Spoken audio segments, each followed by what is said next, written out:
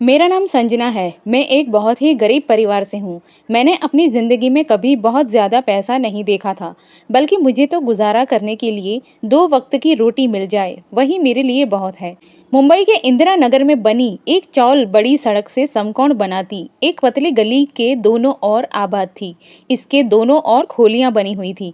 इन खोलियों में ज़्यादातर वे लोग रहते थे जो या तो छोटे-मोटे धंधे करते थे या किसी के घर में नौकर या नौकरानी का काम करते थे। इस चौल के आसपास की गंदगी थी। गली में जगह जगह कूड़े कचरे के ढेर नजर आते थे। कहीं कहीं खोलियों की गलियों का गंदा पानी बहता दिखलाई पड़ता था। इन खोलियों में रहने वाले लोगों का स्वभाव ही उनकी गलियों की तरह अकड़ और गंदा था। वे बात बात पर गाली गलौज करते थे और देखते ही देखते मरने मारने पर उतारू हो जाते थे। इन्हीं खोलियों में से एक खोली मेरी भी थी। मैं जबान की कड़वी पर दिल की नेक थी। मैं लोगों के घरों में चौका बर्तन का काम करती थी और इसी से अपना गुजारा करती थी। मुंबई में वैसे ही घर में काम करने वाली बाई मुश्किल से मिलती थी। ऊपर से मेरे जैसी नेक और ईमानदार नौकरानी का मिलना तो किसी चमत्कार जैसा ही था। यही वजह थी कि जिन घरों में मैं काम करती थी, वहां के मालिक मेरे साथ बहुत अच्छा बर्ताव करते थे और मेरी छोटी मोटी मांग तुरंत मान लेते थे। मैं जिन घरों में काम करती थी, उनमें एक घर रशीक सेठ का भी था। उनका महानगर में रेडीमेड गारमेंट्स का कारोबार था जो खूब चलता था। मालिक की उम्र तकरीबन 55 साल थी और उनकी पत्नी वंदना भी तकरीबन उन्हीं की उम्र की थी। उन्होंने अपना कारोबार खूब बसाया हुआ था। उनका घर भी काफी बड़ा था और घर में खूब नौकर चाकर लगे हुए थे। घर में मालिक अपनी पत्नी के साथ रहते थे क्योंकि उनके दोनों बेटे अपने परिवार के साथ विदेश में अपनी जॉब करते थे। मालकिन अक्सर अपने बेटों के पास जाया करती थी, जबकि मालिक को अपने कारोबार के चलते इसका मौका कम ही मिलता था। जब भी मालकिन अपने बेटों के पास जाती, मेरी जिम्मेदारी और भी बढ़ जाती थी। ऐसे में उनके घर का काम करने के अलावा मालिक के लिए खाना भी बनाना पड़ता था, पर मैं खुशी खुशी ये जिम्मेदारी संभालती थी। मालिक और मालकिन भी इसके बदले मुझे छोटे मोटे तोहफे और नकद पैसे दे देते थे। उस दिन शाम के तकरीबन 7 बज रहे थे। महानगर की बत्तियां जल उठी थीं।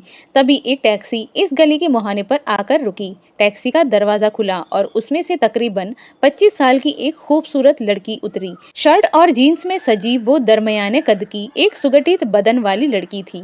टैक्सी की दूसरी ओर का दरवाजा खोलकर तकरीबन 3 साल का एक हैंडसम नौजवान निकला। उस नौजवान ने टैक्सी का किराया चुकाया और जब टैक्सी आगे बढ़ गई तो वे दोनों गली में दाखिल हो गए। मैं थोड़ी देर पहले अपने काम से लौटी थी और अब खोली में पड़ी चारपाई पर लेटकर अपनी कमर सीधी कर रही थी। बढ़ती उम्र के साथ ज्यादा देर तक काम करने पर मेरी कमर अकड़ जाती थी और ऐसे में मेरे लिए खड़ा होना भी बहुत मुश्किल हो जाता था। अचानक किसी ने मेरी खोली का दरवाजा खटखटाया। मैं सोचने लगी कि इस वक्त भला कौन आ सकता है। फिर मैं उठकर दरवाजा खोलने चली गई। मैंने जैसे ही दरवाजा खोला तो मैं उन्हें हैरान होकर देखने लगी थी कि आखिर मुझ गरीब के दरवाजे पर 2 अनजान लोग खड़े थे। मैंने उनसे हैरान होकर पूछा, किससे मिलना है आपको? मैं उन्हें गहरी नजरों से देखते हुए बोली, क्या आप संजना है? उस लड़की ने पूछा तो मैंने उनसे कहा कि हाँ, मैं ही संजना हूँ, बोलिए। वो लड़की कहने लगी, तो फिर हमें आपसे ही मिलना है। फिर मैंने कुछ सोचकर कहा, पर मैंने तो आप लोगों को पहचाना है नहीं, कौन है आप लोग? वो लड़की कहने लगी कि मेरा नाम शबनम है और ये दीपक है। जहाँ तक आपका हमें पहचानने का सवाल है तो उसके लिए हम पहले कभी मिले ही नहीं हैं। मैंने उनसे हैरान होकर कहा, जब आप लोग मेरे लिए अनजान हो तो फिर आप लोगों को मुझसे क्या काम है? वो लड़की मुझे दबे हुए आवाज में कहने लगी, क्या हमें सारी बातें यहीं दरवाजे पर ही बतानी पड़ेगी?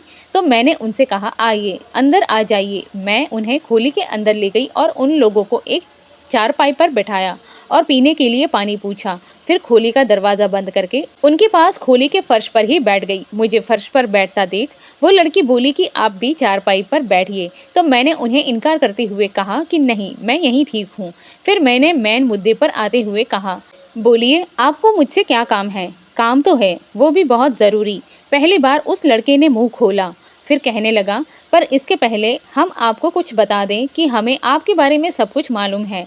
आप किन किन लोगों के पास काम करती हैं और उनसे आपको क्या पगार मिलती है। मैंने उनसे कहा कि ये मेरे सवाल का जवाब नहीं है। इस पर वो लड़का कहने लगा कि हम आपके सवाल का जवाब देंगे, पर इसके पहले आप हमारे सवाल का जवाब दीजिए। तो मैंने हैरान होकर पूछा, कौन से सवाल का जवाब? तो वो कहने लगा कि देखिए संजना जी, आपका शरीर जब तक ठीक है आप लोगों के घरों में काम करके अपना गुजारा कर लेती हैं, पर जिस दिन आपका शरीर थक जाएगा उस दिन आप क्या करेंगे? मैं उनकी बातें समझ नहीं पाई थी। मैंने उनसे सवालिया नज़रों से पूछा, मैं तुम्हारा मतलब नहीं समझी। उसने कहा, मेरा मतलब ये है कि क्या आपने अपने काम में इतना पैसा कमा लेती हैं कि अपना बुढ़ापा सही ढंग से बिता सके। उसकी बात सुनकर मेरे चेहरे पर परेशानी के भाव उभरे थे और ये बात मेरे लिए गंभीर थी, क्योंकि मेरी बढ़ती उम्र के साथ मेरा शरीर भी कभी न कभी जवाब दे देगा। तब मेरी कमाई भी नहीं होगी, मेरा तो गुजारा कैसे होगा। और मेरा तो इस दुनिया में कोई अपना भी नहीं था जो मेरे बुढ़ापे का सहारा बन जाता। मैं अभी पिछले कई दिनों से यही बात सोच रही थी। फिर अचानक मुझे खामोश देख वो लड़का बोला, आप चुप क्यों हैं? मैंने कहा, मुझे अपने काम से जो पैसे मिलते हैं वो खाने पहनने और खोली का किराया देने में ही खर्च हो जाता है। मैं लाख कोशिश करती हूँ कि हर महीने कुछ पैसा बचा लूँ ताकि अपने बुढ़ापे में काम आए, पर बचा ही नहीं पाती और कभी बचा भी नहीं पाएंगी। वो लड़का मेरी बात काटते हुए बोला, क्योंकि मुंबई में हर चीज़ इतनी महंगी है कि मेहनत मजदूरी करने वाला इंसान कुछ भी बचा ही नहीं सकता।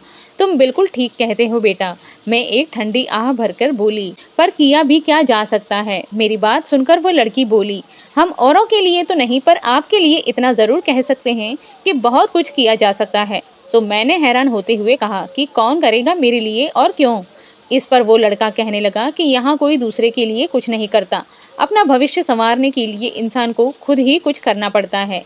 अगर आप अपना बुढ़ापा संवारना चाहती हैं तो आपको ही इसकी कोशिश करनी होगी। मैंने उनसे पूछा कि क्या करना होगा मुझे अपना भविष्य संवारने के लिए। तो वो लड़का कहने लगा कि पहले आप बताइए कि क्या आप अपने भविष्य के लिए कुछ पैसे जोड़ना चाहती हैं? इसकी बात सुनकर मैंने कहा कि भला कौन नहीं चाहेगा, हर कोई अपना बुढ़ापा सुधार ले। ऐसा तो कोई शायद ही होगा जिसे अपने भविष्य का ख्याल ना हो। फिर उस लड़के ने कुछ ऐसा कहा जिसे सुनकर मुझे मेरे कानों पर विश्वास ही नहीं हुआ। उसने कहा कि मैं आपकी बात कर रहा हूँ। हाँ, हम आपको पूरे 50,000 रुपए देंगे। 50,000? मैं हैरान होकर बोली। हाँ, पूरे 50,000। उस लड़के के मुंह से ये बात सुनकर तो मुझे विश्वास ही नहीं हो रहा था कि भला ऐसा कौन सा काम है कि जिस काम के लिए मुझे वो 50,000 रुपए देने को तैयार था। मैंने उत्साह भरे अंदाज में उससे पूछा कि इसके लिए मुझे क्या करना होगा। कुछ खास नहीं, लड़के के बदले लड़की बोली। आपको सिर्फ 1 महीने के लिए मुझे अपने मालिक के घर बतौर नौकरानी रखवाना होगा, और वो भी तब जब वो घर में अकेला हो। मैंने हैरानी से पूछा, पर क्यों? तो वो कहने लगी कि तुम 50,000 रुपये कमाना चाहती हो। मैंने हाँ में सिर हिला दिया। इस पर उसने कहा, तो फिर वही करो जो हम चाहते हैं। मैंने हैरान होते हुए कहा, लेकिन तुम बतौर नौकरानी वहाँ 1 महीने रहकर क्या करना चाहती हो? तो वो कहने लगी कि कुछ न कुछ तो करूंगी ही, पर ये बात हम तुम्हें नहीं बताएंगे। मैं खामोशी से उसकी बातें सुन रही थी। मेरे चेहरे पर चिंता की रेखाएं खिंच गई थी। फिर 50,000 रुपए की बात सुनकर मेरे मन में लालच की भावना जाग उठी थी, पर दूसरी ओर मैं उन दोनों की तरफ से दुखी भी थी कि ना जाने ये दोनों मालिक के साथ क्या करना चाहते हैं। अब तुम क्या सोचने लगे? मुझे खामोश देख लड़की बोली, पर तुम कहीं से भी काम वाली बाई नहीं लगती हो। मैंने लड़की को सर से पैर तक देखते हुए बोली। फिर लड़की कहने लगी कि ये हमारे सिरदर्दी है, तुम ये बताओ कि तुम ये काम कर सकती हो या नहीं। मैंने मालिक के लिए परेशानी जताते हुए कहा, तुम्हारा इरादा मेरे मालिक को कोई नुकसान पहुंचाना तो नहीं? मेरी बात पर वो दोनों एक दूसरे को देखने लगी। फिर वो लड़का कहने लगा कि नहीं, बिल्कुल नहीं। मैंने राहत की सांस ली और कहा, फिर ठीक है, पर पैसे? वो लड़की कहने लगी कि तुम्हें उस दिन पैसे मिल जाएंगे जिस दिन तुम मुझे बतौर नौकरानी अपने मालिक के घर रखवा दोगी। मैं उनके इस काम में उनका साथ देने के लिए तैयार हो गई थी। अगली सुबह मैं शबनम को लेकर अपने मालिक के घर गई। मेरे मालिक मुझे दरवाजे पर देखते ही कहने लगे, अरे संजना, तुम पूरे 4 दिन कहाँ रही तुम? सोच भी नहीं सकती कि इन 4 दिनों में मुझे कितनी परेशानी उठानी पड़ी। तुम्हें तो मालूम ही है कि तुम्हारी मालकिन आजकल बेटे के पास गई है। मालूम है मालकिन? मैं अपने चेहरे पर दर्द का भाव लाती हुई बोली। पीठ दर्द से मेरा उठना बैठना मुश्किल है। डॉक्टर को दिखाया तो दवाओं के साथ पूरे 1 महीने तक बेड रेस्ट करने की सलाह दी है, मालिक ने कहा। तो मैंने कहा, 1 महीना? पर आप फिक्र न करें, आपको इस दरमियान कोई तकलीफ नहीं होगी। मैं शबनम को आगे करते हुए बोली, मालिक, ये मेरी भतीजी शबनम है। जब तक मैं नहीं आती यही आपके घर का सारा काम करेगी। मालिक ने शबनम पर एक गहरी नजर डाली। खूबसूरत और जवान लड़की को देख उनकी आंखों में एक अनोखी चमक जागी। इसे सब कुछ समझा दिया है ना? मालिक ने पूछा। मैंने भी मालिक की बात पर सिर हिला दिया। अब रोज शबनम सुबह होते ही मालिक के घर काम करने आने लगी। उसे यहाँ पर काम करते हुए 10 दिन बीत गए थे। इस बीच उसने बड़ी मेहनत और लगन से मालिक के घर का काम किया था और उनकी सुख सुविधा का बेहतर ख्याल रखा था। इसके इस बर्ताव से मालिक बहुत खुश हुए थे। मालिक भी शबनम के साथ बड़ा ही कोमल और अपनापन भरा बर्ताव करते थे। सच तो ये था कि शबनम की खूबसूरती और जवानी ने उनके अधेड़ बदन में एक नई उमंग जगा दी थी और उन्हें शबनम का साथ मिलने से एक अजीब खुशी मिलती थी। अब हर रोज मालिक के रंग ढंग कुछ बदल से गए थे। मालिक मुझसे भी ज्यादा बात नहीं करते थे। फिर मैंने भी सोचा कि आखिर शबनम ने ऐसा क्या जादू किया है, ये मुझे पता लगाना ही होगा। उस दिन शाम के तकरीबन 7 बजे थे। मालिक अपने बेडरूम में बेड पर बैठे थे। मैं चोरी से मालिक के घर गई और एक खिड़की से झांक कर देखा। शबनम घुटने के बल झुकी मालिक के कमरे की सफाई कर रही थी। ऐसे में उसके भारी और गोरे शरीर का ज्यादातर भाग उसके ब्लाउज से बाहर झांक रहा था। मालिक की निगाहें रह रहकर उसके इस कयामती उभार की ओर उठ जाया करती थी। जब ऐसा होता तो उसके तन बदन में एक हलचल सी मच जाती थी। शबनम कहने को तो काम कर रही थी, पर उसका पूरा ध्यान मालिक की हरकतों पर था। उसकी नजरों का भाव समझकर वो मन ही मन खुश हो रही थी। उसे लग रहा था कि वो जल्दी से मालिक को अपने शीशे में उतार लेगी। शबनम सफाई का काम कर खड़ी हुई और ऐसा होते ही मालिक की नजरों से वो नजारा गायब हो गया। उसके बावजूद उसके बदन में जो कामनाओं की आग भड़की थी, उसने उन्हें हिला दिया था। इसके बाद मालिक ने वो किया जो मैंने कभी सपने में भी नहीं सोचा था। मालिक पलंग से उतरे, फिर आगे बढ़कर शबनम को अपनी बाहों में भर लिया। उनकी इस हरकत से तो मैं चौंक गई थी। फिर शबनम बोली, ये क्या कर रहे हैं? शबनम, तुम बहुत ही खूबसूरत हो। मालिक जोश से कांपती आवाज में बोले, तुम्हारे इस खूबसूरती ने मेरे तन बदन में आग लगा दी है। तुमसे लिपटकर मैं अपने तन की इस आग को बुझाने की कोशिश कर रहा हूँ। शबनम डरी हुई आवाज में बोली, पर ये गलत है। तो मालिक ने कहा, कुछ गलत नहीं। शबनम कुछ देर तक उनकी बाहों से छूटने का नाटक करती रही। फिर अचानक मालिक को क्या हुआ कि उन्होंने उसे छोड़ दिया और मैं वहां से निकल गई थी। फिर मैंने इस बारे में शबनम से कुछ बात नहीं की। मुझे लगा कि शायद मालिक से गलती हो गई थी, इसीलिए मैंने ज्यादा ध्यान नहीं दिया था। अगली सुबह शबनम को रोते देखकर मैं हैरान रह गई थी।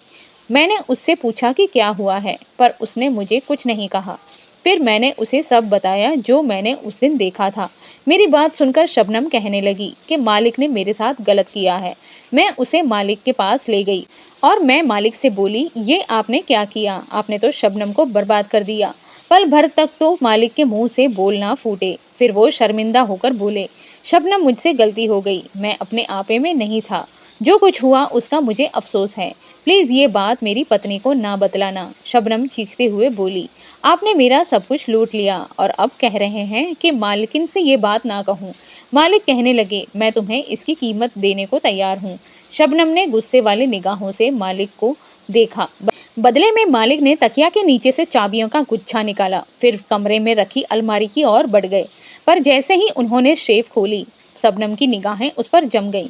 अलमारी बड़े नोटों और गहनों से भरी पड़ी थी। मालिक शबनम के करीब आए और तकरीबन जबरदस्ती नोट की गड्डी उसके हाथ पर रखते हुए बोले, प्लीज मेरे घर वालों को ना बतलाना। शबनम उन्हें पल भर घूरती रही, फिर उनके हाथ से नोटों की गड्डी लेकर कमरे से बाहर निकल गई। उस रात मालिक पूरी रात ढंग से सो नहीं सके। उन्हें ये बात परेशान करती रही कि कहीं मैं उनकी करतूत मालकिन को ना बता दूं। अगर ऐसा हो गया तो वो किसी के मुंह दिखाने के काबिल नहीं रहते। पर दूसरे दिन मुझे तब हैरानी का झटका लगा जब शबनम हमेशा की तरह काम पर लौट आई। वो बिल्कुल सामान्य थी और उसे देखकर ऐसा हरगिज नहीं लगता था कि उसके साथ कुछ ऐसा वैसा घटा है। जब 5 दिन तक सब कुछ ठीक रहा तो छठे दिन रात को मालिक ने शबनम को हिम्मत करके एक बार फिर अपनी बाहों में समेट लिया। ये क्या कर रहे हैं आप? शबनम चौंकने का नाटक करती हुई बोली, आपने वादा किया था कि आप दोबारा ऐसी गलती नहीं करेंगे। मैं क्या करूं शबनम? मालिक कांपती आवाज में बोले, तुम्हारे हुस्न और जवानी ने मुझे ऐसा पागल किया है कि मैं अपने आप पर काबू नहीं रख पा रहा हूँ। प्लीज मुझे मत रोको, मुझे मेरी प्यास बुझा लेने दो। शबनम ने अपना शरीर ढीला छोड़ दिया। शबनम ने चालाकी से मालिक को अपने हुस्न जाल में फंसा लिया था। उसे अब यकीन हो गया था कि शिकार पूरी तरह से उसके जाल में फंस गया है। तो एक रात उसने उसके खाने में बेहोशी की दवा मिलाई और उसकी पूरी अलमारी खाली कर रफू चक्कर हो गई। मालिक को जब सवेरे होश आया और अपनी अलमारी देखी तो उन्होंने सिर पीट लिया। लोक लाज के डर से वो पुलिस में भी इसकी शिकायत ना कर सके। दोस्तों, आपको ये कहानी कैसी लगी प्लीज कमेंट में जरूर बताएं और ऐसे ही कहानियां पढ़ने और सुनने के लिए हमारे चैनल को लाइक, शेयर एंड सब्सक्राइब जरूर करें। धन्यवाद।